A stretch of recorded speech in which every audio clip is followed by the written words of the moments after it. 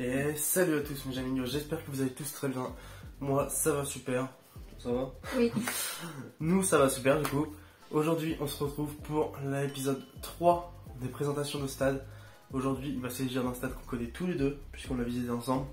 Il s'agit évidemment du Roazhon Park.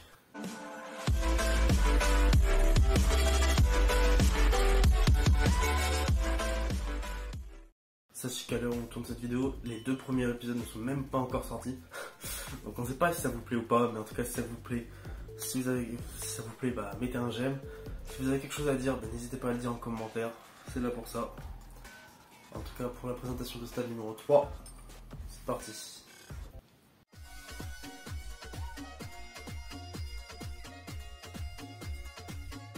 Le Roazhon Park est un stade situé à l'ouest de Rennes, au bord de la Vilaine. Il est au centre des installations, centre d'entraînement et de formation du Stade Rennais FC, le club qui y réside depuis sa construction initiale en 1912. À cette époque, il s'appelle le Parc des Sports du Moulin du Comte et ne comporte qu'une tribune en bois côté Vilaine de 3000 spectateurs. Il est inauguré de manière officielle le 15 octobre 1912, mais le premier match se dispute pile un mois avant.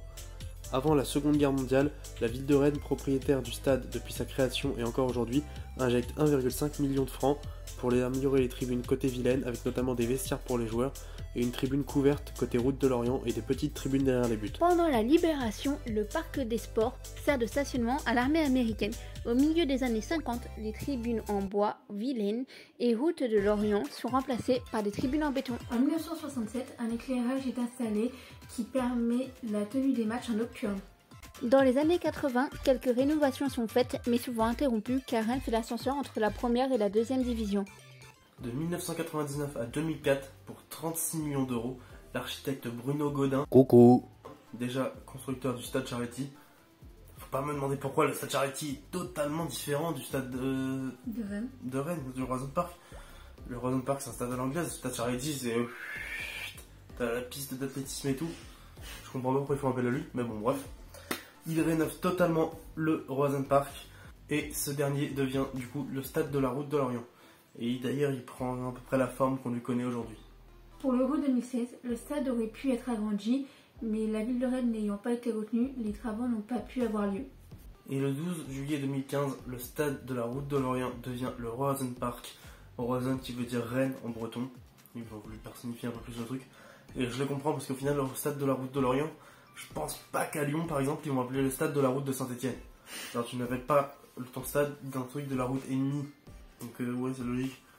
C'est logique qu'il y ait le Roazhon Park, je trouve que ça sonne bien en plus, c'est beau. Ils ont aussi hésité avec le Roazhon Celtic Park mais ça faisait beaucoup penser à Glasgow. Le stade comporte 4 tribunes avec respectivement les noms originaux et les noms commerciaux. La tribune présidentielle Vilaine qui se prénomme Crédit Mutuel. La tribune latérale Lorient, Super U. La tribune Mordel Groupe Rose, derrière le but situé à gauche quand on est en présidentielle. Et l'autre tribune située à droite, c'est la tribune Rennes, Ville de Rennes. Ces deux dernières tribunes possèdent chacune un écran géant de 48 mètres carrés ainsi que des projecteurs LED tout autour du terrain. Le terrain fait 105 mètres sur 68 mètres, ce qui est la dimension de tous les terrains professionnels en Europe, et la pelouse est une pelouse hybride.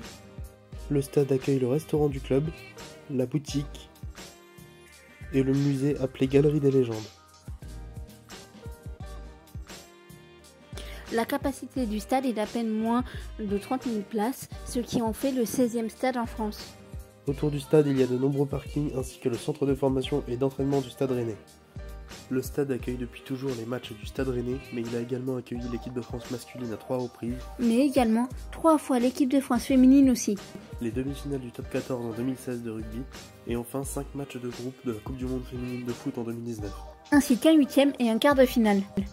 Il a également accueilli 2 fois les concerts des nuits interceltiques. Voilà les amis, c'est la fin de cette vidéo, on espère que ça vous aura plu, vous en aurez appris plus sur le Roazhon Park.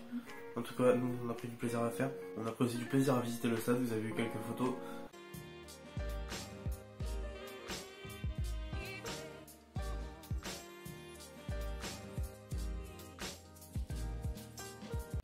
Si ça vous a plu, n'hésitez pas à mettre un j'aime, abonnez-vous, activez la petite cloche, c'est très important. Souvenez-vous, aux 200 abonnés, 2 personnes auront l'honneur de gagner un maillot du club de leur choix. Donc n'hésitez pas, abonnez-vous fort, activez la cloche, très important, soutenez-moi. Quant à nous, on se dit rendez-vous très bientôt c'était Jamin et Charline. Ciao tout le monde.